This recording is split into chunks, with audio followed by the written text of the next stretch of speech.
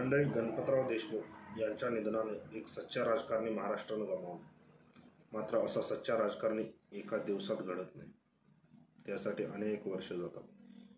कसा होता गणपतराव देशमुख यांचा कॉलेज जीवन ते राजकीय जीवनातील संघर्ष, हेच आपण आजच्या या व्हिडिओमधून पाहणार आहोत.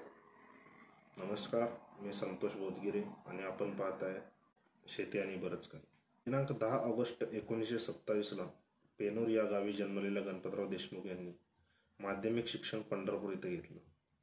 पुण्याच्या SP कॉलेजमधून ते पदवीधर झाले. कायद्याची पदवी त्यांनी सन 1956 मध्ये प्राप्त केली. विद्यार्थी दशेतच राजकारणाचं बाळकडू त्यांना मिळालं. पुण्यामध्ये विद्यार्थी आंदोलनात सहभाग घेतला. विद्यार्थी आंदोलनातून राजकारणाला सुरुवात करून गोविंदराव मुरगुटे, SS पाटील, डॉक्टर अप्पासाहेब पवार या मित्रांच्या साहाय्याने त्यांनी विद्यार्थ्यांच्या फीवाढीविरोधात आंदोलनात सक्रिय सहभाग घेतला. त्यानंतर संयुक्त महाराष्ट्र चळवळीत त्यांनी तुरुंगवासी भोगला.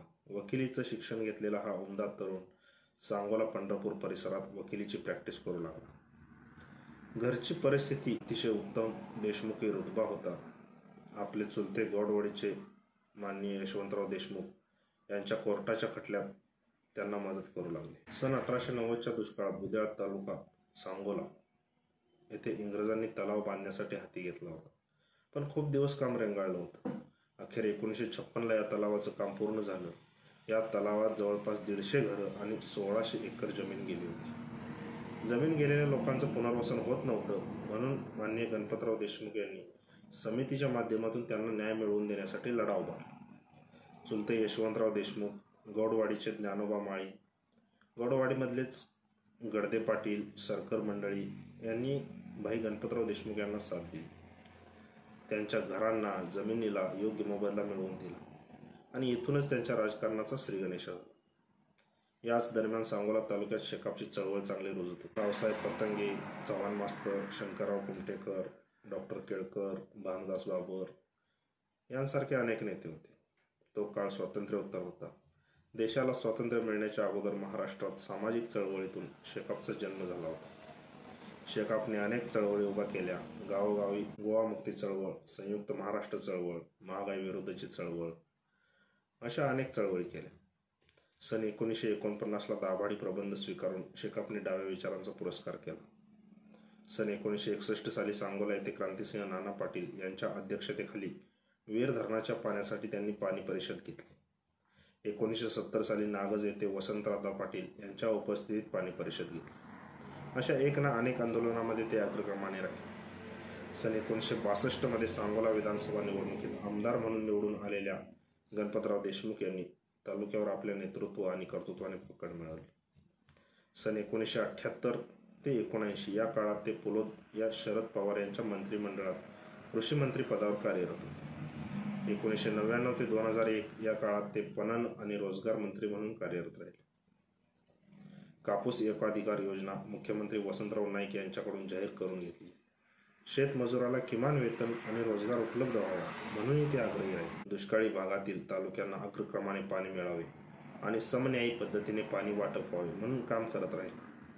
क्रांतीवीर नागनाथ अण्णा, RR पाटील यांच्या साथीने दरवर्षी शाहू महाराज यांच्या जयंतीला आटपाडी येथे पाणी परिषदा घेतल्या. टेंबू मैशाळ योजनेसाठी सातत्याने पाठपुरावा केला. युती शासन काळात या योजने मार्गी लागल्या. सन 1978 साली मंत्रिमंडळात असताना नीरा उजवा कालवा फाटा क्रमांक 4-5 मंजूर करून घेतला. सांगोला तालुक्याच्या पिण्याच्या पाण्यासाठी महत्वाकांक्षी शिरभावी पाणी पुरवठा योजना तत्कालीन पाणी पुरवठा मंत्री अण्णासाहेब डांगे यांच्या मदतीने पूर्ण केली. सन 1980 साली शेतकरी सहकारी सूतगिरणी सुरू केली. महिला सूतगिरणी सुरू केली. सांगोला तालुका शिक्षण प्रसारक मंडळाच्या माध्यमातून शैक्षणिक कार्य उभं केलं. सांगोला विधानसभा मतदारसंघातून ते 11 वेळा आमदार म्हणून निवडून आले. एकच पक्ष, एकच व्यक्ती म्हणून त्यांचा नावलौकिक वाढला होता. महाराष्ट्राच्या विधानसभेत अनेक जनहिताचे कायदे झाले. विरोधी पक्षात राहूनही आपल्या अभ्यासू मार्गदर्शनाने त्यांनी महाराष्ट्राच्या विकासात भर घातली. विधानसभा अधिवेशनात त्यांनी सत्ताधारी पक्षाला नेहमी अनेक मुद्द्यांवर सळो की पळो करून सोडलं होतं. केशवराव धोंडगे, दाजीबा देसाई, दत्ता पाटील, कृष्णराव धुळप, ND पाटील यांनी विधानसभा गाजवून सोडली होती. विद्यापीठाची डिलेट सारखी पदवी असो अथवा महाराष्ट्र शासनाचा जीवनगौरव पुरस्काराने ते तत्कालीन राष्ट्रपती माननीय प्रतिभाताई पाटील यांच्या हस्ते सन्मानित झाले. अनेक पुरस्कारांपेक्षा ते नेहमी जनतेच्या जिव्हाळ्याचा विषय राहिले.